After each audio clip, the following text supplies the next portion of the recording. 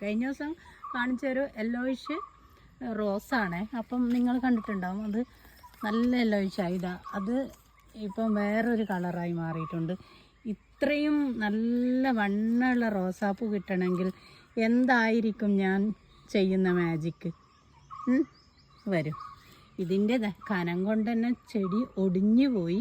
ഇനി ഇത് വാടിയിട്ടാകുമ്പം നല്ല താഴത്തുനിന്ന് വെച്ചിട്ട് കട്ട് ചെയ്ത് കൊടുക്കണം. അപ്പോൾ നല്ല ബുഷിയായിട്ട് വന്നിട്ട് ഇതിൻ്റെ ഇതില്ലേ തണ്ടിനെല്ലാം നല്ല വണ്ണം വെക്കും.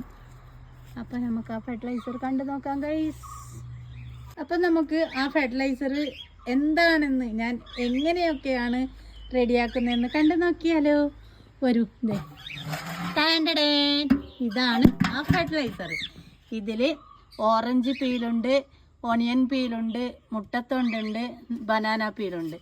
അപ്പം ഇത് ഞാൻ ഒരു 4 ദിവസമായി ഇങ്ങനെ വെള്ളത്തിൽ കുതിർത്തി വെച്ചിരിക്കുന്നത്. അപ്പം ഇതെല്ലാം കയ്യിലൊരു ഗ്ലൗസോ പ്ലാസ്റ്റിക് കവറോ ഇട്ടിട്ട് നല്ലപോലെ ഞെരടി എടുത്തിട്ട് ഇതിന് ഇരട്ടി വെള്ളം ഡൈലൂട്ട് ചെയ്തിട്ട് നമുക്ക് ചെടിയുടെ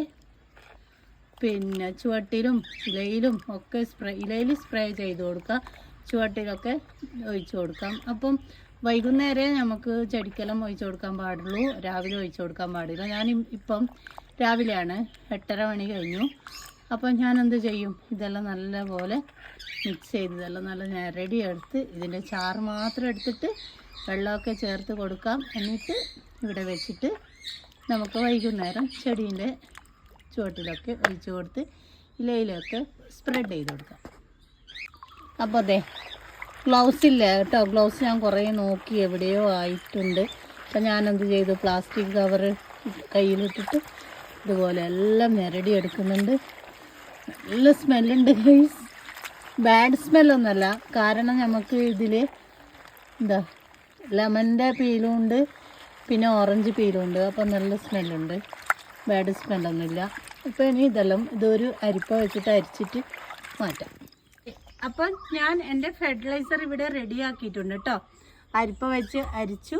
പിന്നെ അതിൻ്റെ ചണ്ടികളൊക്കെ കറിവേപ്പിൻ്റെ ചോട്ടിലിട്ട് കൊടുത്തു. പിന്നെ നമ്മൾ ചെടിക്കെല്ലാം ഇട്ട് കൊടുക്കുക. ഏത് ഫ്ലവറിങ് പ്ലാന്റിനും ഈ ഫെർട്ടിലൈസർ ചേർത്ത് കൊടുക്കുക കേട്ടോ. അപ്പം ഇതിൽ ഫുള്ള് വെള്ളം ഇരട്ടി വെള്ളമാക്കിയിട്ട് ഞാനിവിടെ വെക്കുന്നുണ്ട്. വൈകുന്നേരം ചെടീൻ്റെ ചോട്ടിലും റോസിൻ്റെ ആന്തൂറിയം അങ്ങനെ പല ഫ്ലവറിങ് പ്ലാന്റിൻ്റെ ചോട്ടിലും ഇലയിലെല്ലാം സ്പ്രേയെല്ലാം അടിച്ചു കൊടുക്കാം. ചിലവരുണ്ട്, മറ്റുള്ളവർ ഫ്ലവറും ചെടികളെല്ലാം ഉണ്ടാക്കുന്ന കണ്ടിട്ട് അവരും ഉണ്ടാക്കും. കാരണം എന്ന് വെച്ചാൽ അവർക്ക് പരിപാലിക്കാൻ കഴിയൂല. ചെടികൾ ഉണ്ടാക്കുന്നുണ്ടെങ്കിൽ